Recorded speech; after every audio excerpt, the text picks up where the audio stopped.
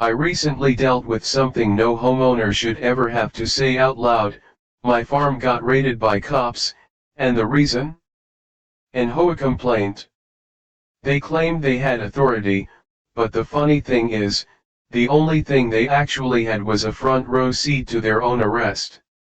Let me start from the beginning. Before we dive in, let me know where you're listening from today. It started with a nail. 6 inches of rusted steel driven straight through a bright red notice and into the wood of my front gate, like a warning shot from the paperwork police. Emergency repossession notice. HOA mandate 14D violation. Which was interesting considering I don't have an HOA. At least, I didn't used to. I pulled the paper off the gate. It came with 3 delightful surprises: a list of invented violations, including livestock containment breach and unauthorized fencing design, a $4,700 fine, a deadline, vacate by Friday or face immediate removal, and the best part? It was signed by Sharon Whitaker, President, Greater Simmons Valley HOA. I don't live in Simmons Valley. I live next to Simmons Valley. But apparently, Sharon decided the HOA supporters were now expandable, like imperialism, but with more beige clipboards. At first, I figured it was junk, one of those scarlet letter scams. Until 30 minutes later, when a matte black SUV rolled up my driveway. Out stepped 2 guys. Cargo pants, tactical vests. One held a clipboard, the other had a sidearm and the kind of buzz cut that screams, "I almost passed police academy." Clipboard guy took the lead. "Sir, we're here to conduct a visual inspection on behalf of the Simmons Valley HOA." I gave him the world's longest blink. "You have a warrant. Under Municipal Subcode, emergency protocol authorizes perimeter verification without resident consent." Which was a lot of words for no. I stepped in front of him. "You're not coming near my barn with that attitude or that vest." The second guy adjusted his stance, one hand lingered just close enough to his holster to suggest a threat without actually drawing. I looked him dead in the eye. "Unless you're law enforcement or carrying a legally binding warrant, you're trespassing." Clipboard guy just smiled and pulled out a phone. "We'll be noting your resistance. This will escalate." "Oh, I hope so," I said, because I love paperwork. As they turned to leave, I noticed something taped inside their windshield, an HOA badge, printed, laminated, crooked. I grabbed my phone and snapped photos: plate number, badge, gear, all of it. Then I posted it to the local Simmons board. Title: New HOA cosplay unit spotted. Looks like Blackwater took over lawn care. Within minutes, the comments blew up. One neighbor posted, "Same guys knocked on my barn door last week, said they needed to check the grain bins for health violations." Another wrote, "This isn't compliance, this is intimidation." And then came this one from Old Man Duffy, 4 houses down: "I told y'all years ago, Karen's HOA ain't a neighborhood group. It's a damn cult." I was still chuckling at that when my phone rang. Sharon. No hello, just her voice, smug, clipped, and dripping with step-forward confidence. "Mr. Callahan, I'm calling to confirm that you've received the formal notice." "You mean the one illegally nailed to my gate?" "Nailed is a harsh term. Secured for visibility. And it's not illegal under the new emergency expansion guidelines." "Which guidelines?" "The ones we voted on last quarter." Funny, I don't recall being invited to that meeting. It was for residents of Simmons Valley. I'm not in Simmons Valley. You are now. Click. That night, I noticed something else. Orange flags, survey markers, lining the edge of my north field. Brand new. I hadn't put them there, and judging by the fact that my goats were actively chewing on two of them, I don't think they were HOA approved. I yanked one out of the ground. Plastic, numbered, coordinates scrawled in black Sharpie. They weren't just bluffing, they were mapping.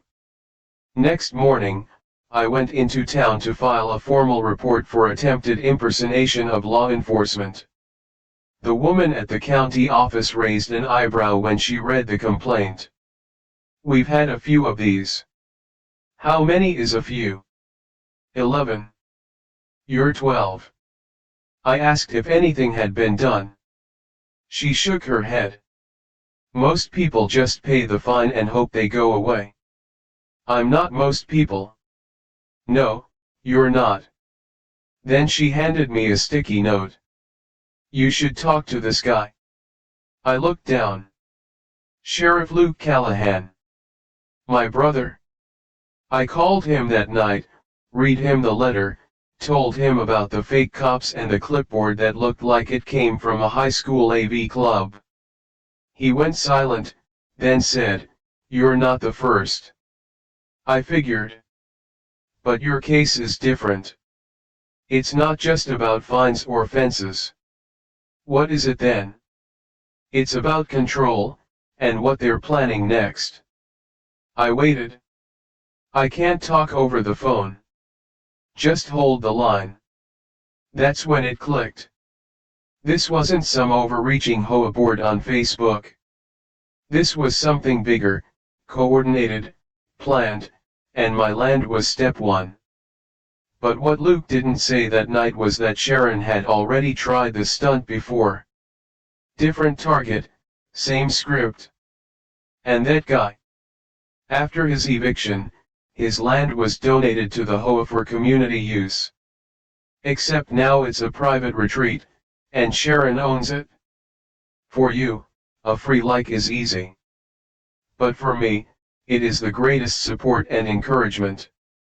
For this video, can you give me 1 like and 1 subscription? Thank you very much. It didn't start with sirens, it started with a megaphone. This is the compliance division of the Simmons Valley HOA. Step outside immediately. That's what I heard at 6:42 a.m. while pouring coffee and watching my goats headbutt each other over an empty feed bucket. I thought maybe I was dreaming. Then I saw the flash of lights on my front gate, amber flashing, way too dramatic for someone who'd never even made eye contact with a real batch. I stepped out onto the porch in a t-shirt that said, "Fence me in, I dare you," and found 4 black trucks idling at the end of my gravel road. No plates, just stencil numbers, and taped across the side of each one, Civic Enforcement. Simmons Valley Compliance Division. 6 people climbed out, full khaki gear, steel toe boots, belts with radios. One guy had what looked like a drone remote. Another had a laminated folder tucked under one arm like it was a batch. And then, like a villain cue from a bad soap opera, Sharon stepped out of the lead truck. Clipboard, sunglasses, a windbreaker that probably cost more than my tractor. "Good morning," she said, smiling like this was a wellness check and not a fake raid. "We're here to initiate phase 2 of your compliance review." I sipped my coffee. "Did phase 1 get lost in the mail? You received proper notice. You chose not to respond. We are now authorized to inspect and seize any structure or material in breach of code." "Which code?" "Simmons Valley's Extended Covenant, Article C. There's no such thing. It was ratified at the last board meeting." "There is no board." "There is now." She turned to her goons and gave a nod. They moved with military precision, or at least YouTube military. 2 peeled off toward the barn. 1 raised a drone. Another started walking the fence line like he was doing recon. That's when I stepped off my porch, one hand in my hoodie pocket, calm, controlled. They stopped like someone had hit pause. "Sir," one said, "please don't interfere." "Why?" "Planning to arrest me for walking on my own land. We're here under community authority number. You're here playing dress up in khakis." Sharon kept her smile but stepped forward. "We can do this peacefully, or escalate. Your choice."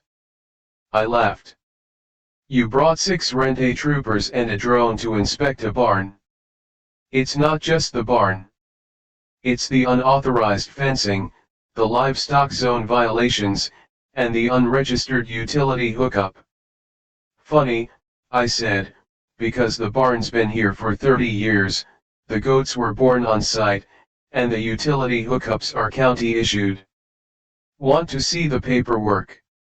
We'll determine that for ourselves." "No, you won't." That's when she waved 2 of them forward. They made it 6 steps, then I whistled loud. The goats bleated in unison, chaos-loving creatures that they are, and began sprinting toward the barn. One of the guys flinched. "What the hell?" "They don't like strangers," I said, "especially ones carrying radios." Sharon held up her phone and started recording. Just another example of escalating hostility from non-compliant residents. We're documenting all of this. I gave the camera a smile. "Smile harder, Sharon. That footage is going to look real good subpoenaed." Before anyone could argue, another car pulled up. This time, a marked sheriff's cruiser. Deputy Ramirez stepped out, calm, confident, fully legit. "Everything all right here?" Sharon turned. "We're in the middle of an HO enforcement operation. Please stand down." Ramirez cocked an eyebrow. "You're what?" "These residents are in violation of multiple codes. We're executing a legal inspection." He turned to me. "Did you invite these folks?" "Nope." "Do you consent to this inspection?" "Absolutely not." "Then they're trespassing." He turned back to Sharon. "Ma'am, you and your unit need to vacate immediately." "And that drone?" "It's illegal to fly over private agricultural property without clearance." Sharon's eye twitched. "This is outrageous." "No ma'am, this is the law." He clenched her jaw, then leaned in, just for me to hear. "I hope your niece enjoys applying for scholarships from an off-grid property with multiple violations." My blood ran cold. I didn't show it, but in that moment, I wanted her gone. All the way gone. They started backing off slowly, in formation. But as the last truck pulled away, I saw one of the younger squad guys hesitate. He looked at the barn, then at me, and for half a second, his expression cracked regret, uncertainty. "I'll never know," because Sharon barked at him, and he turned away. "There's always one," I muttered. "The recruit with a conscience." I waited 5 minutes, then walked to the barn. Ran my hand along the old siding. My dad built it with his own hands, reclaimed pine screws from the mill's scrap heap. He called it the Freedom Box, said it'd stand longer than any rule book. Now it had a drone's lens pointed right at it. For you, a free like is easy. But for me, it is the greatest support and encouragement.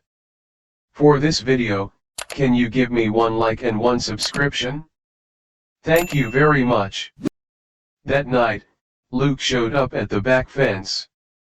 No uniform, no warning, just a nod and a 6-pack. He sat on the porch swing like we were kids again. That was textbook Sharon.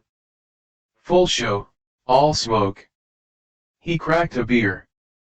"Because you're not just a target, You're a headline. If she takes you down, the rest fold. She threatened my niece. Then she's scared. I asked him how many others. 3 counties, maybe 4. People signing over land to avoid lawsuits they can't afford, all buried in legal essay and HOA policy no one voted on. She's not smart enough to build this. She didn't. But she is ruthless enough to run it. He stood. I'll be in position, but I can't interfere unless she crosses a line. She already has. Then get proof. Clean, solid, and keep your head on straight. I'm wired up 6 different ways. Good. Because what's coming next? It's not a clipboard and a fine. But while I was bracing for another knock at the gate, I didn't see the one already inside. Because someone I trusted was feeding her everything, and her next move nearly burned this place to the ground. It started with little things, the things that became annoying real quick. Tools moved. A gate unlatched. Fence wire loose where it should have been taut. One of the goats, Maggie, wandered into the road chewing a survey flag like it owed her money. I brushed it off. Farms are messy. Goats are chaotic neutral at best. But then the power cut out twice. Not a storm, no outages reported, just blackouts. And every time it happened when the barn cameras were uploading footage to cloud storage. Now that caught my attention. The final straw came when the pasture fence shorted during a clear night, right after I'd repaired it. Clean slice across the copper line. No bite marks, no rust, just wire severed. Intentional. Someone wasn't breaking in, they were already inside. I checked the logs, reviewed motion sensors. Every glitch happened during shifts covered by one guy, Darren. Tall, soft-spoken, and newly hired. He'd come recommended from a neighboring property, always on time, never talked much. But lately, he'd been asking questions. Not about livestock, about systems. Where's the backup generator?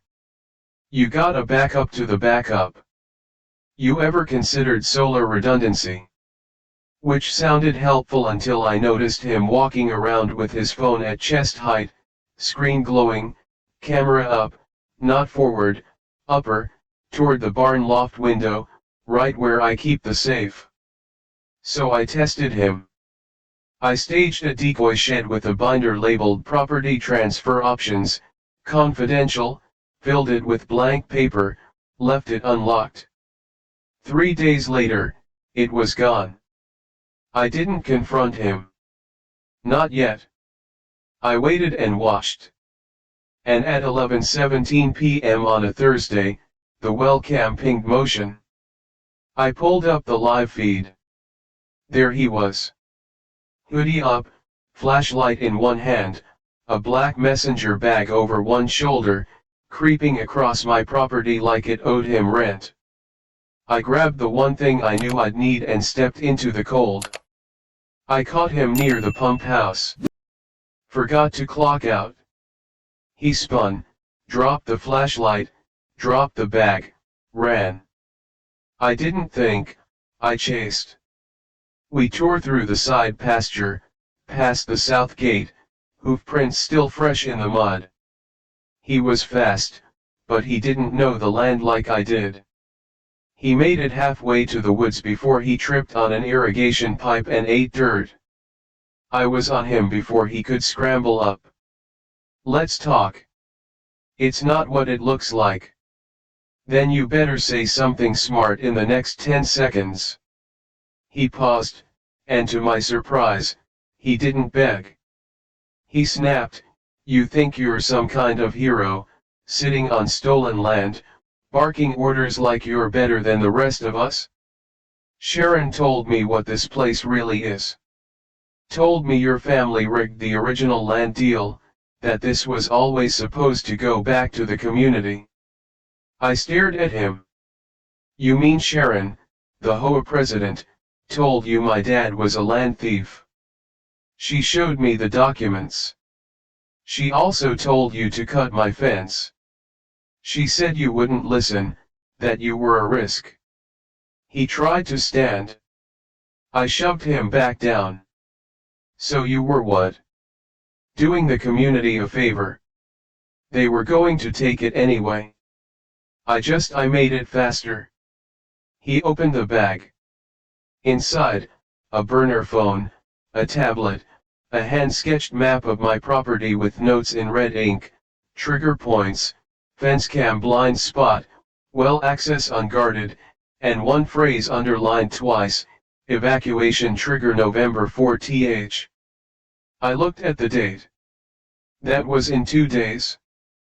I turned on the tablet. It auto-launched to a folder titled Phase 3, Callahan.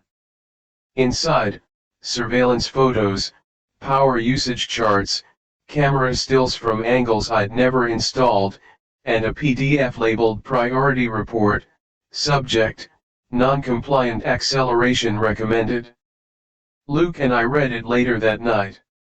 It included phrases like narrative control slipping, subject is demonstrating resistance to de-escalation attempts, consider legal civil order filing under expanded HOA clause, and at the bottom, authorization, K. Whitaker. No more guessing. Sharon wasn't reacting, she was running the whole play. Then came the documents.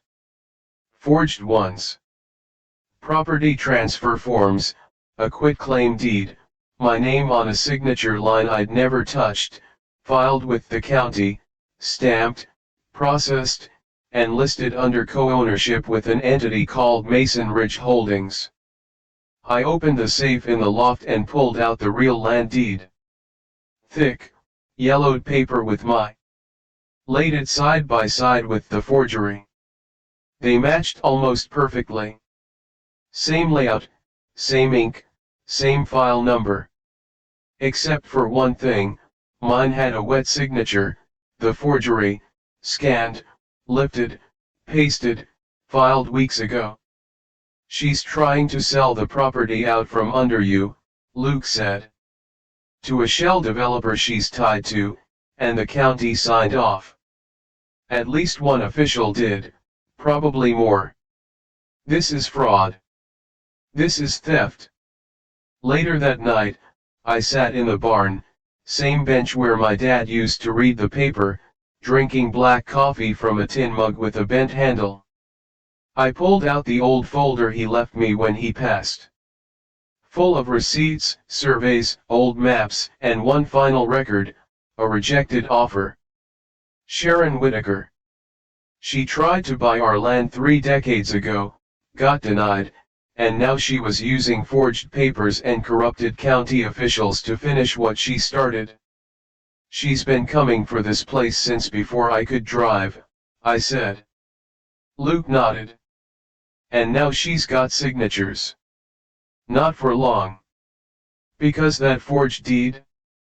It wasn't the end, it was the trigger. The contract Sharon filed didn't just transfer interest, it granted construction rights. And what she planned to build wouldn't just wipe out my farm, it would erase every trace that I was ever here. I always thought my dad was a little nuts.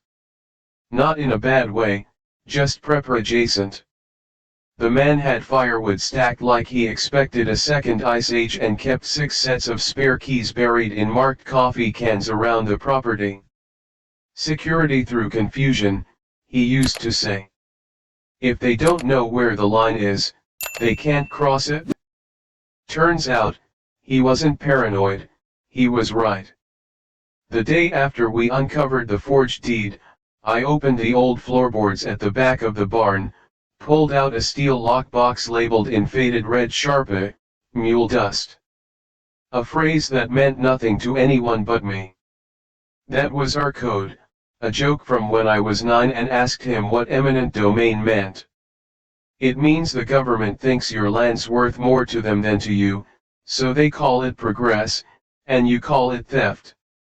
Inside the box, receipts, old maps, permits, carbon copies of letters dating back to the 80s, and one thick spiral notebook titled Land Disputes, Settled and Unsettled. He'd logged every challenge, every complaint, every attempt to rezone Simmons Valley, and one name kept showing up in red pen: Sharon Whitaker. For you, a free like is easy. But for me, it is the greatest support and encouragement. For this video, can you give me one like and one subscription? Thank you very much. I flipped to a section dated February 1991. Inside was a tight proposal for a luxury subdivision, tennis courts, gated access, clubhouse with a fitness studio, filed by Sharon back when she was just some junior agent at a development firm. Stamp denied in big block letters. Zoning conflict. Environmental overlap. Structural impact too high. In his own handwriting, my dad had circled her name. She'll try again. Not with a company. With paper. And suddenly, it clicked. This wasn't just power, this was personal. I remembered something. A flash, a scene from childhood I didn't even realize was still there. Sharon at the front gate. I was 9, sitting on the porch with my legs swinging off the step. She wore a blazer, hair up, clipboard in hand like she already owned the county. My dad met her halfway down the drive. "Mr. Callahan," she'd said, "I think we got off on the wrong foot. You don't get a second foot if you use the first one to kick down the door," he said. She smiled like it didn't touch her. "This property could be worth triple what it is now. You'd be doing the community a service." He didn't blink. The answer is still no. She didn't yell, didn't argue, just nodded, turned, and walked off. But her face? That wasn't the face of someone defeated. It was the face of someone who would wait 30 years to win. Back in the barn, Luke and I laid every document out on the floor, side by side with the forged deed Darren had lifted. We found zoning overlays that had been altered, easement rights marked abandoned, stamps from the county office that didn't match the real ones. But the gold mine? A development contract between Mason Ridge Holdings and a silent fund called Emergent Valley Growth Trust. The contract called My Farm Phase 1 Redevelopment Opportunity Zone, signed by Sharon, co-signed by Zachary Lauren, County Zoning Chief, and the same man who told me 2 weeks ago over coffee, "I hope you never sell this place. There's something sacred about land with history." Now he was trying to erase it? Luke muttered something under his breath and pulled out his phone. This isn't just fraud anymore. Then what is it?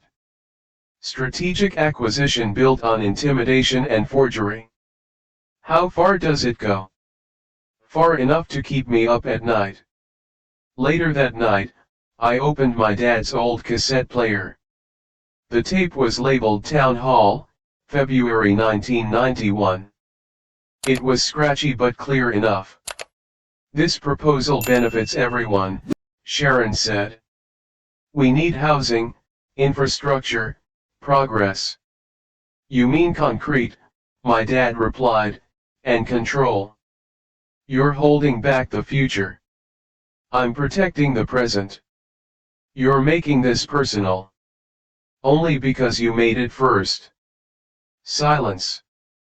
Then someone clapped, and the tape ended. Luke returned with a manila folder. Inside, leaked HOA minutes. Not from this year. From last. Tease how long this had been planned. One section read, "Monitor subjects' movements. Begin mail reroute strategy." Secure barn as future equipment site. Spin narrative mental instability if resistance escalates. Beneath it, contingency plan, civil enforcement, fake law enforcement badge protocol. She had a plan for everything, and still, she panicked. Because the moment I printed every file, mailed it to 3 local papers, and dropped a copy on her porch with a note that said, "Still not yours," she cracked. She posted a video online, standing in front of her HOA banner, hair immaculate, voice shaking. "Certain individuals have spread false claims about me in this community. I have never engaged in unlawful activity. This is harassment, misinformation. I demand it stop." The comment section was unkind. "Blink twice if you're lying, lady.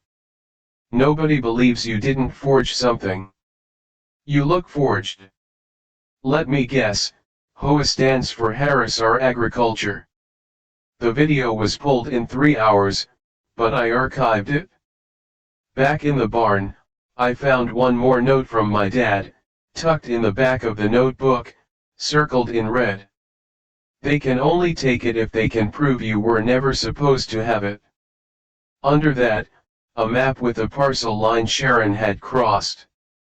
And the man who owned that strip of land wasn't just a neighbor, he was a lawyer, and he'd been waiting for Sharon to screw up.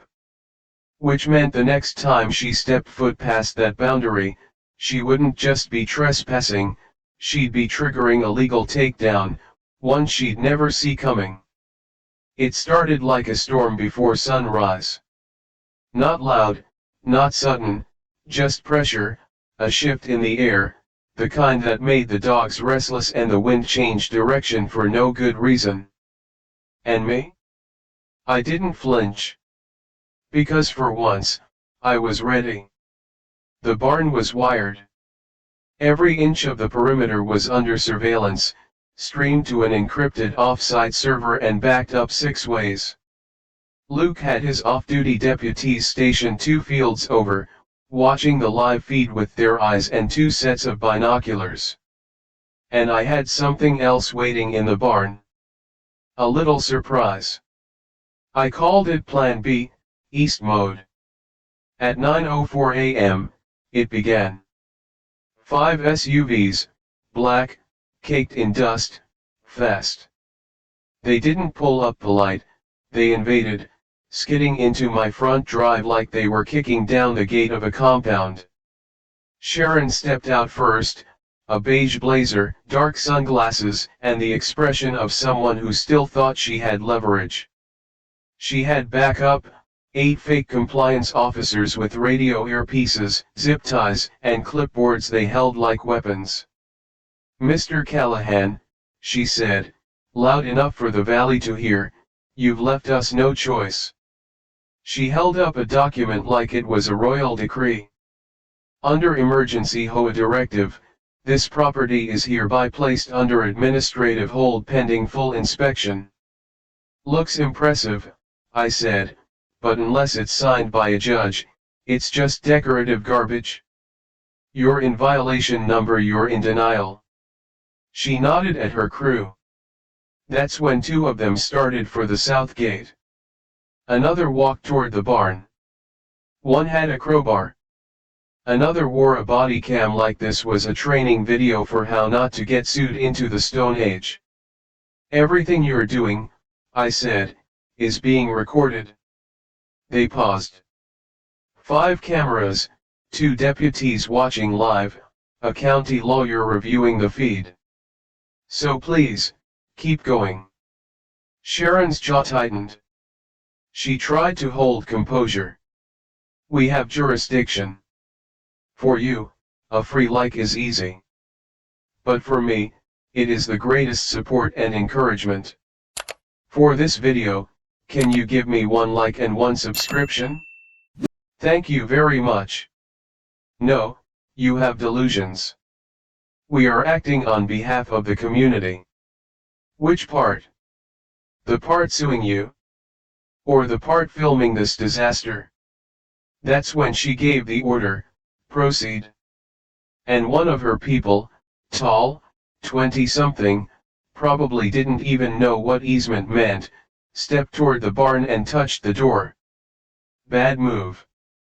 Plan B activated. Motion sensors triggered. Spotlight snapped on. Sirens flared. Then a deep voice blasted through speakers across the property, "This is Sheriff Callahan. You are now trespassing on private property under investigation. Step away from the building immediately." Sharon flinched. Two of her crew stumbled back. The guy with the crowbar dropped it.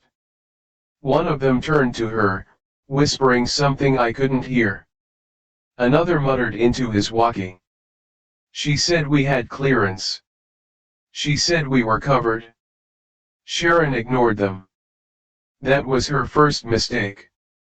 The second was not looking behind her. From the rear pasture, Don Wallace walked forward, wide-brimmed hat, clean boots, thick file in hand. Sharon barely noticed until he was 5 feet away. "Ms. Whitaker," he said, "you've crossed onto my land. This is part of the Simmons Valley zoning tract number. That tract stops 23 feet west. This is private land. And this," he held up the file, "is a cease and desist order, effective now." Sharon tried to laugh. "This is a community enforcement action." Don didn't blink. "That's funny, because the community just filed a class action lawsuit against your organization for fraud, harassment, and illegal property seizure." He leaned in. "And the judge who overturned your hold? She lives 2 blocks from me." Sharon's face fell. "Not all at once, bit by bit. The veneer cracking first, the eyes, then the mouth, then the silence. And then, you'll regret this. Already did back in 1991 when we offered you lemonade. That's when the real law showed up. 4 county cruisers, sirens silent, doors synchronized. Luke walked out of the lead car like he'd been waiting for the scene his whole life. "Everyone, hands free," he said. "Let's keep this clean." Sharon didn't move, so he held up a document. Signed warrant, fraud, forgery, unlawful impersonation of law enforcement, civil code violations. "You can't arrest me," she said. "That's adorable," Luke said, "but yes. Yes, I can." They cuffed her. Not dramatic, no screaming, no struggle, just defeat. Heavy, hollow, final. The rest of her crew folded like lawn chairs in a hurricane. One tried to run, made it 10 feet. One sat down on the gravel and asked, "Can I still qualify as a whistleblower?" Luke nodded. "If you talk fast." The crowd gathered fast. Neighbors who'd been too scared to speak started clapping. Someone filmed from a drone. Another guy brought his teenage daughter, who yelled, "That's the lady who tried to fine us for putting up Halloween lights." Sharon didn't look at them, but they looked at her like finally, the neighborhood monster was real, and she was in cuffs. Mrs. Delaney rolled up in a golf cart, parked at the gate, and raised a sweet tea glass like it was a champagne toast. "Told you," she said. Woman's Hoa Hitler with a hyphenated last name. But even with Sharon down, something still itched at the back of my brain. Because as Luke was loading evidence bags, his deputy called over, "Hey, you need to see this." A tablet recovered from Sharon's SUV. One email. No sender, no body, no name, just a subject line, reassignment pilot zone, Midwest Beta, and coordinates. Not mine. Somewhere else. So while Sharon was going down for everything she'd built, She wasn't the architect, she was just the pilot program. And what those coordinates led to? That was someone else's land, someone who hadn't fought back yet. They took Sharon away just after noon. No sunglasses, no clipboard, no fake vest, just handcuffs, and the look of someone who'd finally realized her script had run out of pages. She didn't cry, but her silence was louder than any meltdown could have been. Her mugshot made the local paper by sunset. Channel 9 ran the footage twice. By morning, it had 80,000 shares on social media with headlines like "Hoa President Cuffed for Fake Raid Gets Served by Real Sheriff, Her Victim's Brother." My face was pixelated, hers wasn't. The Hoa site went offline that night. The board of directors page now leads to a 404.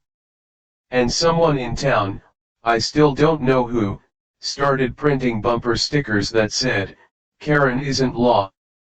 A high school kid made t-shirts with her mugshot and the caption, "Violation, Arrogance, Section 8, Para Stupid."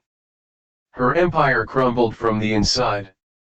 6 of her officers flipped.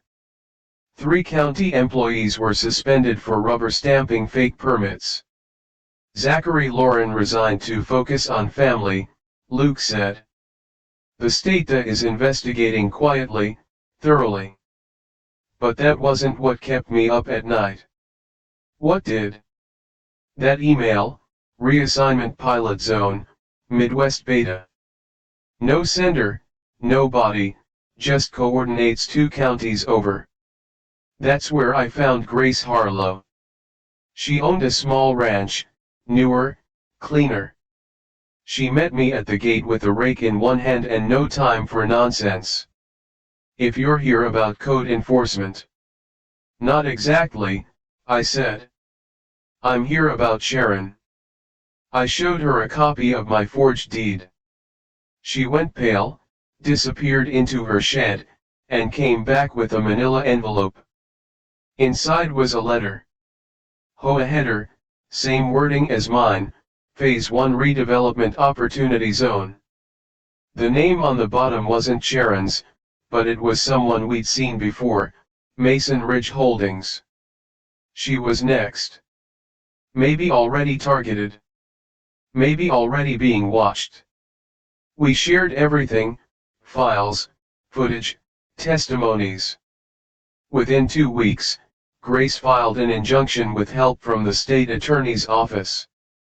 3 weeks later, the Hoa representing her community went silent. She sent me a photo of her land at sunrise with a note that read, "Still standing. Still mine." Then came the others. 4 more landowners in 3 states. Different names, different HOAs, same threat, same development group, same blueprint. This wasn't Sharon's plan, it was a playbook. And Sharon? She was just running Chapter 1. I handed everything over to a contact in the state AG's office. They didn't make promises, they asked for silence. But the message was clear: we're not just investigating this Hoa, we're looking at the network behind them. For you, a free like is easy. But for me, it is the greatest support and encouragement. For this video, can you give me 1 like and 1 subscription?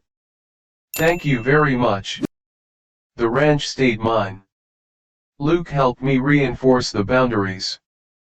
I rebuilt the barn door, sanded the porch steps, upgraded the cameras. The goats went back to being the most dangerous thing on the property. But I didn't go back to who I was before.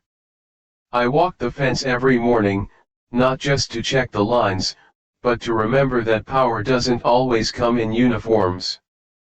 Sometimes it comes with clipboards and smiles and forged signatures. And if you don't pay attention, it erases you quietly, legally. Some neighbors still wave. Some still don't. But Mrs. Delaney dropped off pickles and a note: "Next time, Run for mayor. Or sheriff. Or God. Didn't run. I built. I prepared. And I paid attention. A month after Sharon's arrest, a black envelope showed up at my gate. No return address, no note, just a wax seal and a printed card inside. One symbol, a triangle overlaid with a stylized house. Below it, a set of new coordinates. I held it for hours. Thought about burning it. Thought about driving there. Instead, I logged the data, stored it in the same lockbox where my dad kept mule dust. Because someday, someone else might need it. And if they do, they won't be starting from scratch. Final reflection?